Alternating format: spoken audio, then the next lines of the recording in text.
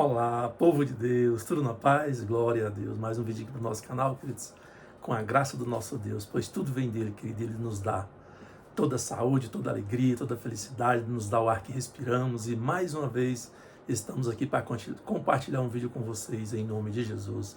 Sois todos bem-vindos, queridos, em nome de Jesus. Se você já é inscrito, Deus te abençoe poderosamente. Se você ainda não é inscrito, que Deus te abençoe da mesma maneira. Se você está aqui pela primeira vez, receba uma bênção sobrenatural em nome de Jesus, que Ele possa te abençoar poderosamente através desse vídeo, através da palavra que vamos ministrar aqui, queridos. Hoje vamos estar trazendo um vídeo em nome de Jesus a respeito da onisciência do nosso Deus, da soberania de Deus. Oh, queridos, 3 qualidades intrínsecas do nosso Deus: onisciência, onipresença, onipotência. Hoje nós vamos estar falando da primeira qualidade, ou seja, da onisciência, e também da sua soberania, porque Ele é soberano, queridos. Apesar deste mundo hoje, nós olharmos para este mundo e muitas vezes fazermos conjecturações que esse mundo está de pé à cabeça, está conturbado, catástrofe de todos os lados, corrupção de todos os lados, queridos, não tem mais amor, as pessoas matando umas às outras, uns odiando, todo mundo odiando, queridos. A gente imagina uma situação dessa e pensa, será que Deus perdeu o controle? Será que Deus não tem mais nas mãos o leme dessa embarcação, deste mundo? E aí nós começamos a orar e falar com Deus e Ele nos responde, porque Ele é o Deus soberano. Ele é o Deus que antes da fundação do mundo, Ele já preparou um projeto de salvação para este mundo, que Ele tem tudo nas mãos, está tudo determinado por Ele, e por mais que pareça que tudo está terminado, que tudo acabou, que tudo está perdido, que não tem mais solução, que não tem mais jeito para essa humanidade, queridos, está tudo nas mãos de Deus o controle. O mundo sim jaz no maligno, o maligno governa as mentes poluídas, as mentes escravizadas, queridos, mas mesmo assim Deus está no controle de todas as coisas. Queridos, louvado seja o nosso Deus. Eu quero que você abra a palavra de Deus aqui, vamos estudar hoje no livro do profeta Malaquias, queridos, uma palavra maravilhosa que o Espírito Santo colocou no meu coração. Malaquias é o último profeta dos profetas menores que profetizaram. Ele profetizou, querido, num período muito difícil de Israel, do povo judeu, ou seja, no pós-exílio. O povo tinha acabado de voltar da Babilônia, mas parece que não aprenderam nada, queridos. Viviam na ignorância, no pecado, na discórdia, não respeitavam mais a casa de Deus, a obra de Deus, não respeitavam. Os sacerdotes não tinham mais prazer no sacrifício, faziam de qualquer maneira, queridos. É isso que eu quero trazer hoje nessa palavra em nome de Jesus. Amém. Eu sou Marconi Aquino, você está no canal Grande Momento. Grande Momento sempre, com muita humildade, muita reverência na palavra de Deus, aprender mais de Deus e da sua palavra, queridos. Que Deus abençoe a todos. Vamos lá em nome de Jesus. Ao final do vídeo você acha um tema relevante que vai abençoar mais pessoas, compartilhe, se inscreva no canal, deixe o seu like, comente o vídeo, fique à vontade em nome de Jesus. Vamos lá, queridos. O amor do Senhor por Jacó está aqui no profeta Malaquias. Como eu falei, queridos, o profeta Malaquias foi um profeta pós-exílio, que pregou ali após o exílio. O povo de Israel, teimoso, pecador, não queria saber de obedecer à palavra de Deus, acabou indo para a Babilônia. Deus falou com Jeremias, profetiza a esse povo para que eles se rendam aos caldeus, aos babilônicos, mas ele chamou Jeremias de traidor e não quis ouvir e obedecer a palavra de Deus que vinha através dos lábios da boca do profeta Jeremias, e acabaram indo para o exílio, queridos. E ficaram lá por quase 70 anos, ou mais de 70 anos no cativeiro babilônico, até que voltaram. E aqui Jeremias pega esse povo e está profetizando a eles, mas não aprenderam nada, está tudo que eles da mesma maneira, no mesmo pecado. Vamos ver aqui o versículo 1 do capítulo 1, sentença pronunciada pelo Senhor contra Israel. Olha aí. Por intermédio de Malaquias, eu vos tenho amado, diz o Senhor. O Senhor nunca deixou de nos amar, queridos. O Senhor nos ama, por mais que esse mundo esteja parecendo que está perdido, governado por muitas vezes pessoas inescrupulosas, corruptas, malévolas, mas o Senhor nos ama. Ele nos ama, queridos. Oh, glória a Deus. Eu vos tenho amado, diz o Senhor, mas vós dizeis, em quem nos tem amado? Não foi Esaú, irmão de Jacó? E Deus faz a pergunta. Não foi Esaú, irmão de Jacó? Disse o Senhor, todavia amei a Jacó. Oh, queridos, Deus escolhe, Ele é soberano. Como eu disse aqui no início do vídeo, a soberania de Deus é dele, ele escolhe, ele chama, ele que traz. E diz aqui, ó, porém aborreci a Esaú, e fiz os seus montes uma assolação, e dei sua herança aos chacais do deserto. Se Edom diz, fomos destruídos, porém tornaremos a edificar as ruínas, então diz o Senhor dos Exércitos, eles edificarão, mas eu os destruirei. Edom será chamada terra de perversidade, povo contra quem o Senhor está irado para sempre. Olha só que palavra. E por que Edom, queridos? O que é Edom? O que significa Edom nessa passagem? Edom, queridos, são os descendentes de Esaú, os edomitas, os vermelhos, como é chamado, né? Porque Esaú era meio que de pele vermelha, era meio que como se fosse aquela pele, como se fosse aquele galego, bem avermelhado mesmo. Então Edom é descendência de Esaú, por isso que se chama Edom, ou seja, vermelhos, de cor vermelha. E diz aqui, ó, e também era um terreno muito rochoso, rochas vermelhadas, eram as montanhas, queridos. E diz aqui, ó, Edom será chamada terra de perversidade, povo contra quem o Senhor está irado para sempre. E por que, querido, que o Senhor está irado para sempre contra Edom? Vamos ver uma passagem aqui para esclarecer essa situação. Olha só o que aconteceu. O povo de Israel estava no Egito, como os irmãos conhecem, estava no cativeiro do Egito por mais de 400 anos, até que Deus usou Moisés e os tirou de lá. Só que quando eles saíram de lá, eles iam para a terra prometida. Só que essa terra prometida passava por Edom. E olha só o que aconteceu. E clamamos ao Senhor, e ele ouviu a nossa voz e mandou o anjo e nos tirou do Egito. Capítulo 20 de Números, no versículo 16 eu estou lendo. Capítulo 20 de Números, verso 16. E clamamos ao Senhor, e ele nos ouviu a voz e mandou o anjo e nos tirou do Egito. E eis que estamos em Gades, cidade dos confins do teu país, fronteiriça a Edom. Olha só. Deixa-nos passar pela terra, não o faremos pelo campo, nem pelas vinhas, nem beberemos da água dos poços. Iremos pela estrada real, não nos desviaremos nem para a direita nem para a esquerda, até que passemos o teu país. Eles pediram permissão, queridos, e eram irmãos. Os edomitas eram irmãos dos israelitas, ou seja, Esaú, irmão de Jacó, famílias. Aí diz aqui, ó, porém, o verso 18, porém, Edom lhe disse, não passarás por mim, para que não saia eu de espada ao teu encontro, para que eu não vos destrua. Olha só, queridos, odiando. Então, os filhos de Israel lhe disseram, subiremos pelo caminho trilhado, e se eu e o meu gado bebermos das tuas águas, pagarei o preço delas. Outra coisa não desejo, senão passar a pé. Porém, ele disse, não passarás. Era perversos, queridos. Ou seja, descendente de Esaú, o povo descendente de Esaú era perverso. E Deus, como sua onisciência, conhecia, queridos, os intentos do coração daquele povo. Não passarás, e saiu-lhe Edom ao encontro com muita gente e com mão forte, ou seja, ameaçando-os que não iam passar de forma alguma. Assim recusou Edom deixar passar Israel pelo seu país, pelo que Israel se desviou dele. Olha só, queridos, a maldade. Deus é onisciente e ele conhece, queridos. Quando ele viu Esaú, ainda antes que fosse ser humano, ainda que fosse formado no ventre, Deus já sabia todas as coisas, queridos. Vou voltar aqui em Malaquias. Oh, Deus poderoso. Vamos voltar aqui em Malaquias. O texto ao qual estávamos lendo. Diz aqui, ó. Aí vamos lá, no verso 6 do capítulo 1 de Malaquias. O filho honra o pai e o servo ao seu senhor. E se eu sou pai, onde está a minha honra? E se eu sou senhor, onde está o respeito para comigo? Perguntou o Senhor para eles. Olha só. Diz o Senhor dos Exércitos a vós outros, os sacerdotes, que desprezais o meu nome, e vós dizeis em que desprezamos o teu nome, ou seja, os sacerdotes, queridos, estavam corrompidos, já não tinham mais prazer no sacrifício, faziam sacrifício de qualquer maneira. O templo, queridos, estava em ruínas, porque foi destruído e tinha que reconstruir o templo. Mas eles não queriam saber, queridos, das coisas de Deus. Estavam dispersos, estavam com a mente ainda, apesar do corpo estar em Jerusalém, Israel, a mente ainda estava lá na Babilônia, queridos.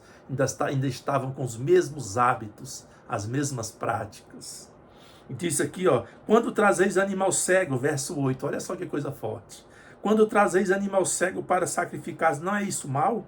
E quando trazeis o coxo ou o enfermo, não é isso mal? Ora, apresenta-te ao teu governador e vê lá se ele se agrada de ti. Porque muitas vezes, queridos, fazemos tudo de melhor para este mundo, para as coisas deste mundo. Queridos, para pessoas que não têm intimidade com Deus, muitas vezes fazemos para ela tudo de primeira, mas quando é para Deus, queridos, escolhemos o pior.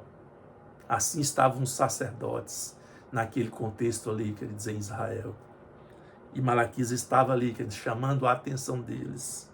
Agora, pois, suplicai o favor de Deus, verso 9, que nos conceda a sua graça, mas com tais ofertas nas vossas mãos, aceitará eu a vossa pessoa, diz o Senhor dos Exércitos. Com esse tipo de procedimento, queridos, que a nossa nação está hoje sem querer fazer anacronismos, mas com esse tipo de procedimento que a nação está hoje, com a corrupção, queridos, será que Deus nos aceitará? Queridos, tem que haver conserto, tem que haver mudança de direção. E continuando, ele diz, lá no verso 12, para ganharmos tempo, mas vós profanais quando dizeis a mesa do Senhor é imunda. Olha só, os próprios sacerdotes, queridos, desprezando o sacrifício, fazendo o sacrifício de qualquer maneira, oferecendo o doente, o cego, o coxo, o pior para Deus.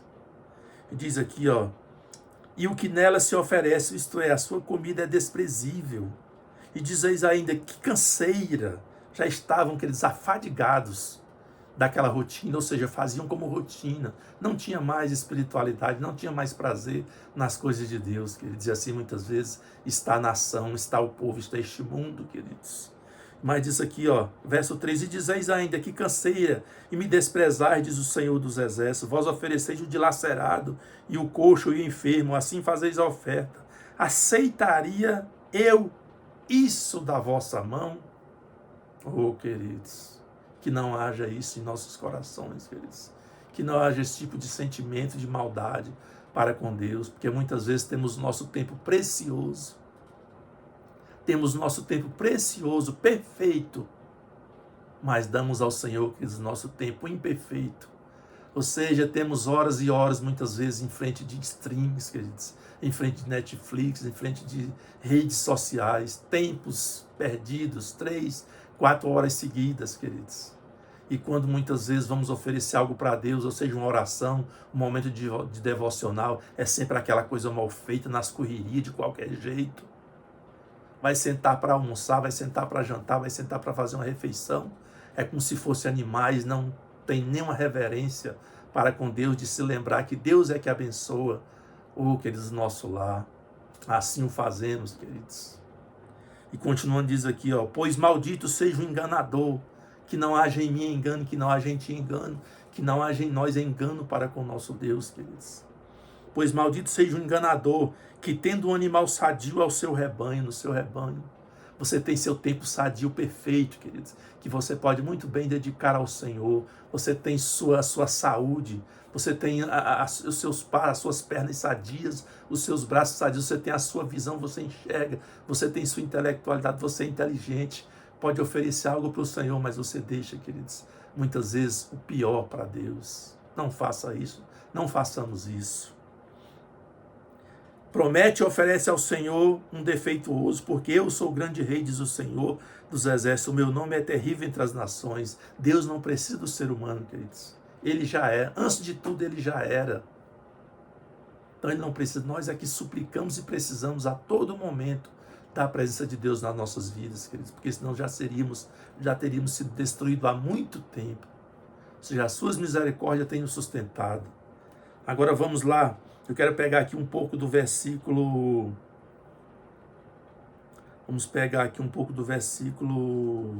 finalzinho. Já é esse aqui mesmo. Pois maldito seja o enganador, que tendo um animal sadio no seu rebanho, promete e oferece ao Senhor um defeituoso. E muitas vezes, quando eu falo isso aqui, essa palavra, apesar do livro de Malaquias ser muitas vezes as pessoas não querem nem saber, quando fala, vamos abrir a Bíblia no livro de Malaquias, é ou não é dentro das congregações muitas vezes? E já vai falar de dízimo, já vai falar de oferta. Não, queridos, o livro de Malaquias tem muitas coisas boas. E nem por isso ele se torna um livro maldito por falar de ofertas, Porque aqui os sacerdotes estavam oferecendo a oferta de qualquer jeito. Eles não deixaram de ofertar, eles não deixaram de dizimar, mas davam o pior, davam o dinheiro sujo, dava aquela coisa sem valor. E muitas vezes você está aí, queridos, já aconteceu comigo, queridos, de muitas vezes entrar nas congregações, visitar igrejas lindas, maravilhosas, tudo ao meu dispor, querido, cadeira para sentar, ar-condicionado, um louvor abençoado, um banheiro limpíssimo, produtos para a limpeza das mãos, queridos, tudo pronto, papel toalha. Aí você entra num local como esse e o seu coração não se contrita, não se sente constrangido, e muitas vezes de ofertar uma obra como essa, queridos. E muitas vezes você entra num lugar sujo, muitas vezes despreparado para comer uma refeição, para comer um lanche, e ali você não tem dó, você gasta à vontade e você não tem dó alguma, queridos. Então muitas vezes estamos oferecendo para o Senhor o imundo, o coxo, o cego, o enfermo. E maldito é o enganador que faz isso. Então que não haja esse tipo de sentimento nas nossas vidas, queridos, em nome de Jesus. Aleluias. Eu quero levar você aqui numa passagem, queridos. Vamos pegar aqui 1 João. Não, vamos pegar aqui Romanos primeiro. Olha só, a eleição. Por que eu digo que a onisciência de Deus é maravilhosa, queridos? E a sua soberania. Porque diz aqui, e não ele somente, mas também Rebeca, ao conceber de um só, Isaque, nosso pai, e ainda não eram os gêmeos nascidos. Estou em Romanos capítulo 9, verso 11. E ainda não eram os gêmeos nascidos, ou seja, Jacó e Esaú e Jacó.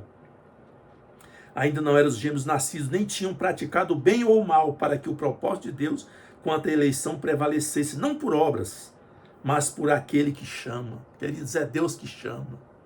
É Deus que chama, queridos. Muitas vezes a obra de Deus está escandalizada, como vemos nos dias de hoje. Sabe por quê, queridos? Porque tem muitos homens e mulheres que estão ali. Sabe por quê? Porque foram apadrinhados, foram colocados, não foram chamados por Deus. E aí, queridos, não pode crescer, não pode desenvolver, não pode dar frutos num lugar como esse, queridos. Então, é Deus quem chama. E continuando, ele diz, como for dito a ela, o mais velho será servo do mais moço. O mais velho vai servir o mais moço. Vou repetir mais uma vez. O mais velho vai servir o mais moço. E sine qua non, queridos. É verdade, pronto, e acabou. O mais velho vai servir o mais moço. Deus que determinou e acabou. E ele continua, ele diz aqui, o mais velho será servo do mais moço, como está escrito, amei a Jacó, porém me aborreci a Esaú. E Deus não tem esse direito? Claro que tem. Claro que ele tem esse direito. Pois ele nos criou, que ele nos formou. Ou o oleiro não tem direito de pegar o vaso que ele não gostou, quebrar e jogar fora? Jeremias, olha o Espírito Santo trazendo. Vamos voltar um pouquinho em Jeremias rapidamente. Jeremias capítulo 18. Glória a Deus. Vamos lá, vaso do oleiro. Aleluias. Olha só. Como vaso, aleluias. Como vaso, queridos. A palavra de Deus é maravilhosa, eu amo a palavra de Deus. E você deve também amar a palavra de Deus, querido, ela é maravilhosa. Dispõe-te, desce à casa do oleiro e lá ouvirás as minhas palavras. Desci à casa do oleiro e eis que ele estava entregue à sua obra sobre as rodas. Como vaso que o oleiro fazia de barro e se lhe estragou na mão. Nós somos vaso na mão desse oleiro, que é o nosso Deus, queridos. Tornou a fazer dele outro vaso. Mas ele não pode fazer outro vaso?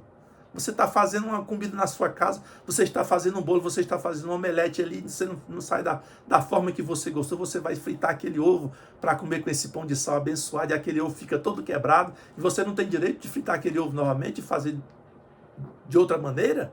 Mas é seu. Nós somos do nosso Deus, querido. Ele tem toda a autoridade, ele tem toda a soberania sobre nós. Como o vaso que o oleiro fazia de barro, ele estragou na mão, tornou a fazer dele outro vaso, segundo bem lhe pareceu. Quando segundo bem parecer ao nosso Deus, ele fazer de novo, ele trocar, ele colocar, é ele que faz, querido, não somos nós. Oh, aleluias. Glória a Deus. E continuando, diz aqui, ó. Que diremos, pois? Romanos capítulo 9, verso 14. Que diremos, pois? A injustiça da parte de Deus? De modo nenhum, ele tem todo o direito de escolher, ele é soberano, queridos. Pois ele diz a Moisés: terei misericórdia de quem aprover ter misericórdia, compadecer-me-ei de quem me aprover ter compaixão, Moisés. O povo saiu do Egito, todo rebelde, todo desobediente. E Deus ia matá-los, queridos. Moisés intercedeu, Moisés foi intercessor. Diz: Senhor, o que vão dizer, Senhor, se o Senhor mata esse povo? Porque vão dizer que o Senhor não deu conta de salvá-los, o Senhor tirou para maltratá-los no deserto. Risca o meu nome do livro da vida. E Moisés começou a interceder. E Deus disse: Moisés, eu vou ter misericórdia. Sabe de quem? De quem eu quiser ter misericórdia, Moisés. Queridos, é o que diz aqui a palavra do Senhor. Assim, pois, não depende de quem. Aí Deus fala, não depende de quem quer ou quem corre, mas de usar Deus a sua misericórdia. Ei, homem de Deus, você que está nesse ministério aí, você com essa mulher, você foi chamado realmente para esse ministério? Ou você foi apadrinhado e colocado aí por alguém? Através do jargão, né, mundano, padrinhamento, peixada. Queridos, não faça isso. É por isso que o seu ministério não desenvolve, não cresce, queridos, porque Deus não te chamou. Talvez você tenha chamado para outra coisa, menos para estar em cima desse púlpito falando muitas vezes heresias, doutrinas que não condiz com a palavra de Deus. Despreparado, não se preocupou em se preparar, fazer aí um curso teológico, se preparar, quer dizer, um seminário, para poder pregar a palavra de Deus com sabedoria. Não que isso seja suficiente, porque é o Espírito que dá sabedoria, mas você tem que se preparar. Então, se você não foi chamado, saia daí enquanto é tempo, porque é Deus quem chama, e Ele capacita aquele que Ele chama. Oh, aleluias, glória a Deus. Assim, pois, não depende de quem quer ou quem corre, mas de usar Deus a sua misericórdia. Cuidado. Talvez você está escandalizando. É por isso que muitas vezes, queridos, a obra de Deus está escandalizada. E você está escandalizando aí a obra de Deus porque não foi chamado, você foi colocado, apadrinhado por alguém que te conhecia através de um favor. A obra de Deus não é vida secular não, queridos. Que você trabalha numa empresa e você está sabendo que lá tem uma vaga e você vai e chama o seu parente, chama alguém conhecido para colocá-lo lá. A obra de Deus não é assim, não é chamado de Deus. É dom. Oh, aleluias. Não faça isso, queridos. É por isso que a igreja de hoje está escandalizada, cheio de homens em cima do altar, muitas vezes escandalizando.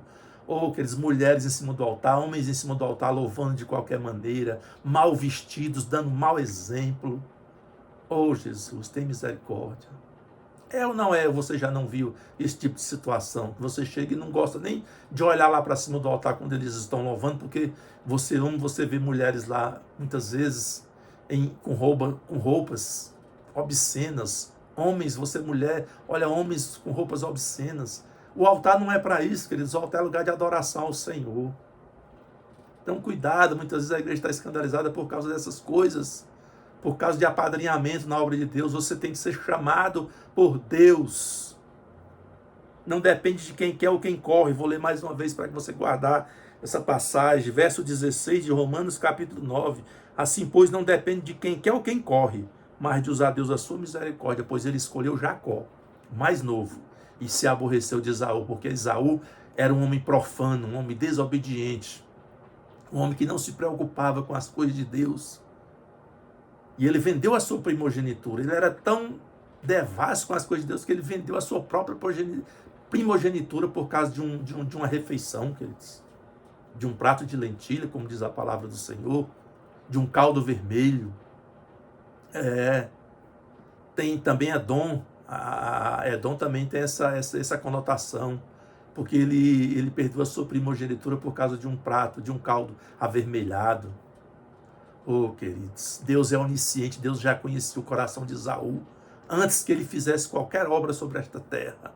Deus já conhecia o coração de Esaú, e também conhecia o coração de Jacó, e ele conhece o meu coração, e conhece o teu, conhece os nossos corações. Ele sabe exatamente agora o que você está pensando, o que você está meditando, conjecturando na sua mente aí agora, nesse exato momento. Ele sabe todas as coisas, queridos. Ele sabe quando você entra naquela sala fechada, no seu local de trabalho, muitas vezes no horário do almoço, entra lá, liga aquele computador, fica no escuro, naquela tela de computador, muitas vezes vendo pornografia. Deus está vendo, queridos. Deus vê quando você entra naquele local, que você acha que não tem ninguém, você vai usurpar, você vai pegar coisas que não é sua. Deus está vendo e coloca nas suas bolsas. Oh, queridos, e leva para casa aquilo que não lhe pertence. Deus está vendo tudo isso. Deus vê também quando você está lá, que você tem um período bom de pegar a tua palavra, a palavra de Deus. Muitas vezes tem uma devocional aí no seu local de trabalho, você homem, você mulher, e muitas vezes você prefere estar em roda de escarnecedor, estar em meio de piadinhas, ao estar lá na devocional, ali ouvindo e aprendendo da palavra de Deus. Ou seja, você está dando tempo imundo para o Senhor, coxo, cego, manco, e o tempo maravilhoso você nunca deixa para o Senhor. Oh, queridos, aleluias, glória a Deus, não faça isso, que não façamos isso. Então, queridos, para terminar, eu quero ir aqui, porque muitas vezes a igreja está, queridos, de uma forma, o mundo hoje está de uma forma catastroficamente complicada, em todas as áreas. E muitas vezes você vê pessoas escandalizando a obra de Deus, e muitas vezes até contra a palavra de Deus, pessoas que eram lá de dentro, hoje são contra, são inimigos ferrenhos da obra de Deus, da palavra de Deus. Mas eu quero ler uma palavra aqui, que está em 1 João capítulo 2, verso 19. Vamos ver o que diz aqui, ó. Queridos, muitas vezes eles não eram dos nossos. Toda essa gente, todos esses inimigos, todos esses falsos profetas, esses mentirosos, queridos, que odeiam hoje a palavra de Deus, saiu do nosso meio. Você quer ver uma coisa? Olha só, verso 18. 1 João, capítulo 2, verso 18. Filhinhos, já é a última hora. E como ouviste que vem o anticristo, também agora muitos anticristos têm surgido pelo que conhecemos, que é a última hora.